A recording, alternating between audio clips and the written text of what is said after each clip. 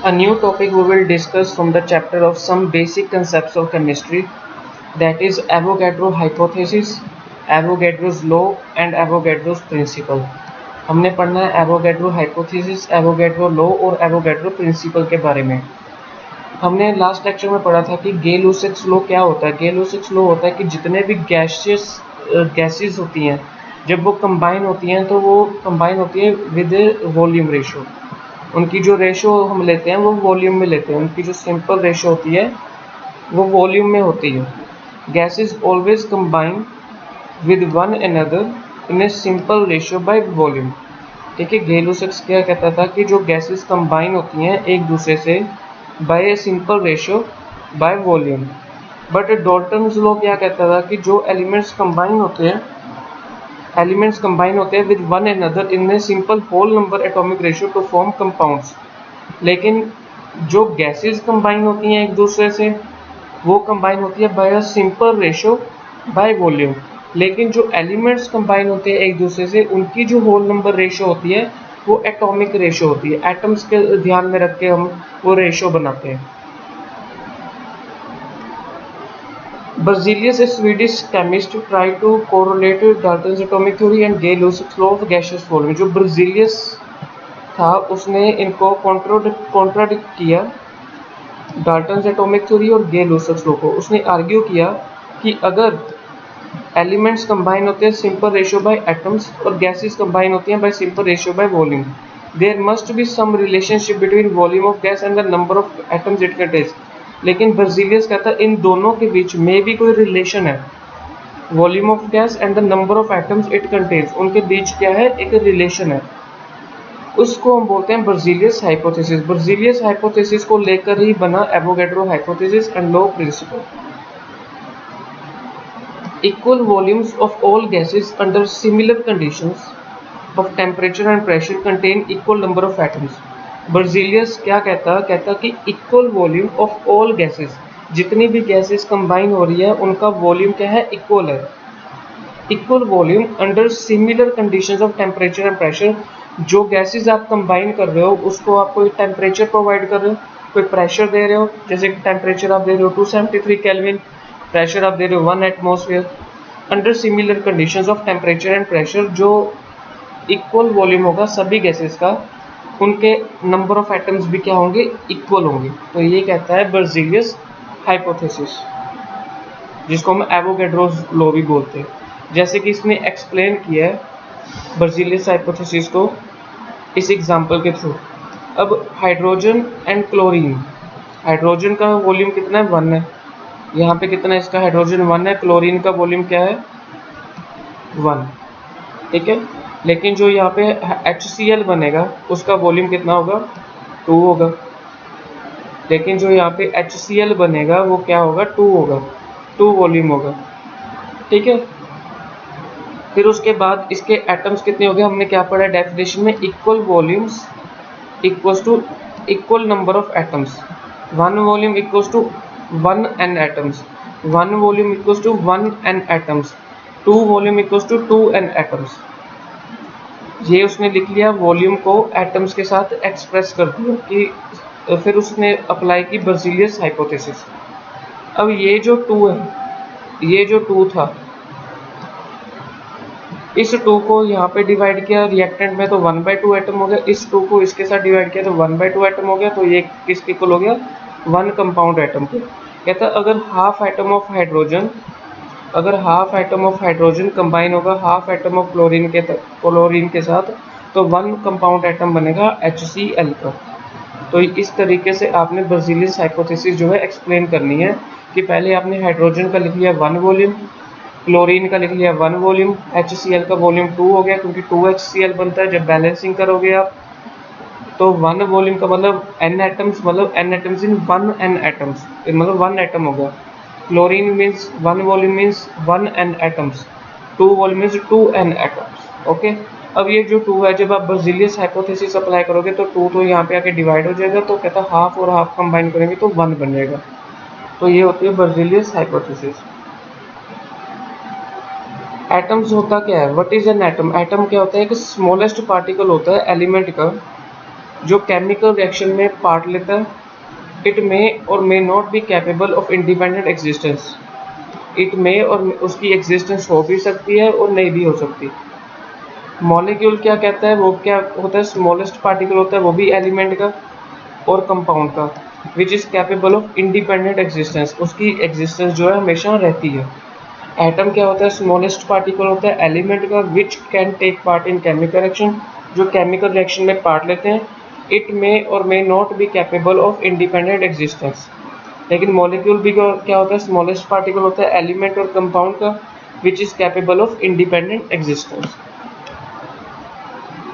Avogadro hypothesis की अब definition आप ये भी लिख सकते हो, जो हमने यहाँ पे पढ़ी थी, ये भी लिख सकते हो कि equal number of all gases, यहाँ पे equal number of all gases किसके इक्वल था, इक्वल नंबर ऑफ एटम्स के। यहाँ पे है equal volumes of all gases की इक्वल, किसके इक्वल है, इक्वल नंबर ऑफ मॉलिक्यूल्स के इक्वल है। सेम ऐसे ही आपने इस एग्जांपल को, जैसे हमने पीछे एटम्स को लेकर एक्सप्लेन किया था एग्जांपल को, अब आपने एक्सप्लेन करना है मॉलिक्यूल्स को लेके। हाइड्रोजन का 1 वॉल्यूम, क्लोरीन का 1 वॉल्यूम, इसका आ जाएगा 2 वॉल्यूम, इसका आ जाएगा n मॉलिक्यूल्स, 1n मॉलिक्यूल्स, इसका आ जाएगा 1n मॉलिक्यूल्स, इसका आ जाएगा 2n मॉलिक्यूल्स। जब आप एवोगैड्रो लॉ अप्लाई करोगे तो ये 2 यहाँ पे डिवाइड हो जाएगा, हाफ मॉलिक्यूल के साथ कंबाइन होगा तो 1 मॉलिक्यूल बन जाएगा। एप्लीकेशंस क्या होती हैं एवोगैड्रोस लॉ की, in the calculation of atomicity of elementary gases. ये हेल्प करता है एटॉमिसिटी ऑफ एलिमेंट्री गैसेस को कैलकुलेट करने में। एटॉमिसिटी होती क्या है, the number of atoms of an element present in 1 molecule of the substance. कितने नंबर ऑफ एटम्स एक एलिमेंट में प्रेजेंट है 1 मॉलिक्यूल ऑफ द सब्सटेंस में।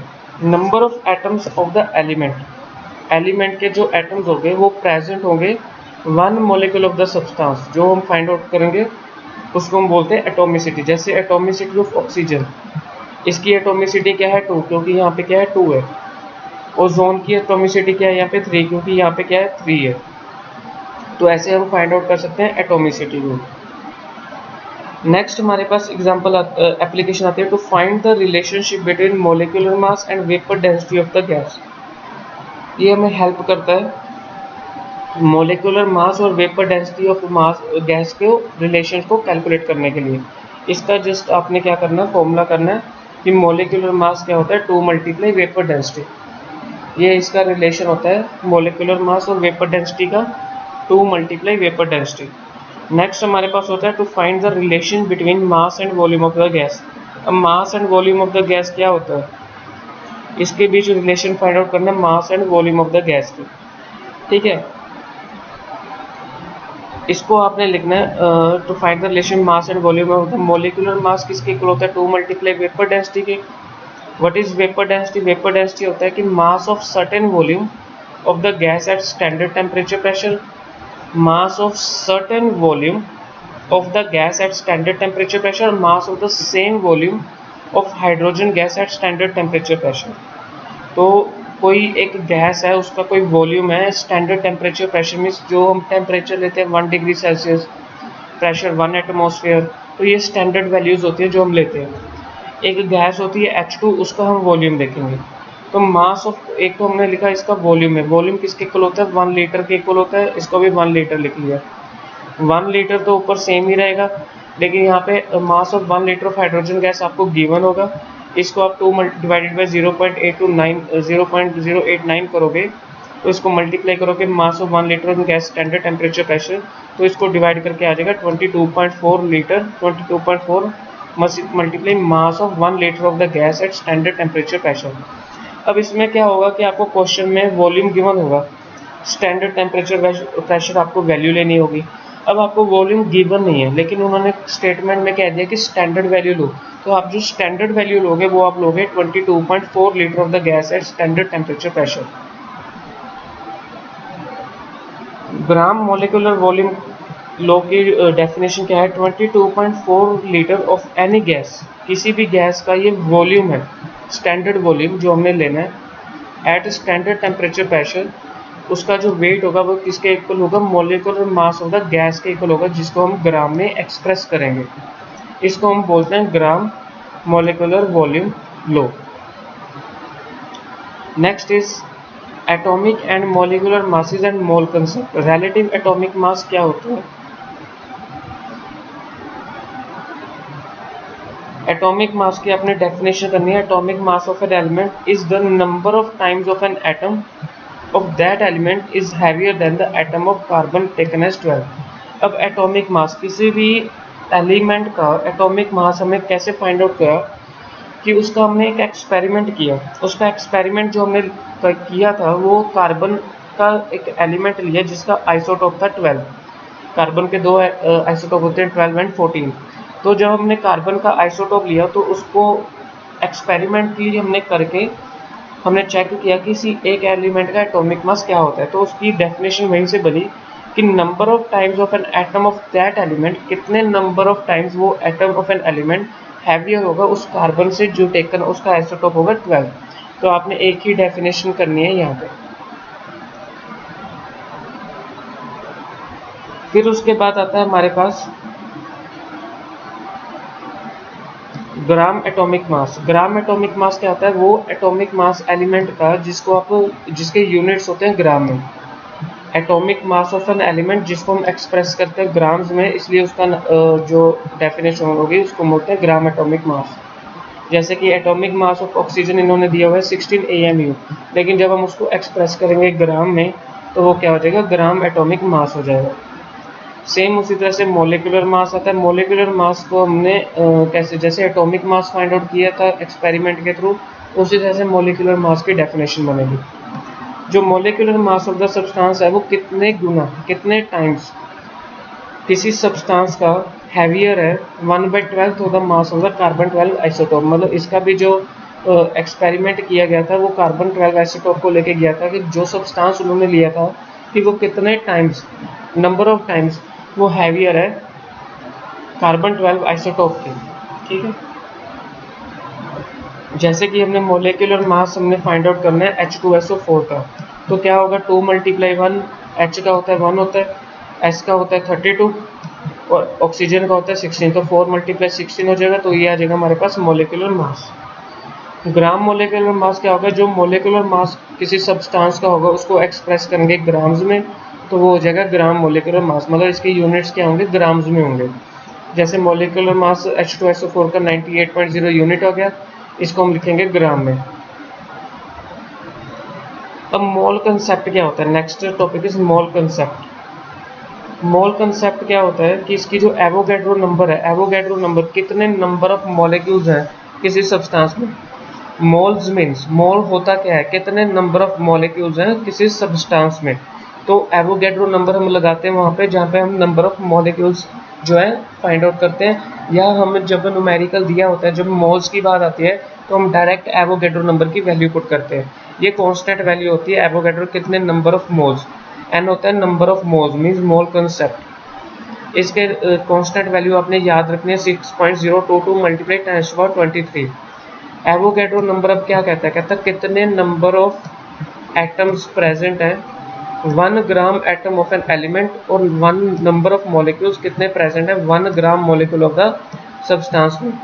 एवोगैड्रो नंबर क्या कहता है कि कितने नंबर ऑफ एटम्स प्रेजेंट है एक एटम ऑफ द एलिमेंट में, और कितने नंबर ऑफ मॉलिक्यूल्स प्रेजेंट है एक मॉलिक्यूल ऑफ द सब्सटेंस में। उसको हम बोलते हैं एवोगैड्रो नंबर।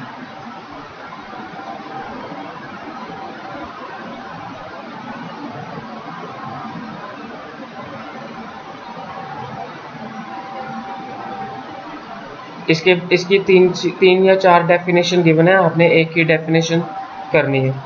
ऐसा डेफिनेशन जो भी आप एक ही डेफिनेशन करनी है जो भी हमने पढ़ी है, बाकी सारी डेफिनेशन क्या है सेम ही है, तो आपने एक ही डेफिनेशन जो है पढ़नी है। उसके बाद हमारे पास आती हैं प्रॉब्लम्स, ये हम नेक्स्ट लेक्चर में डिस्कस करेंगे।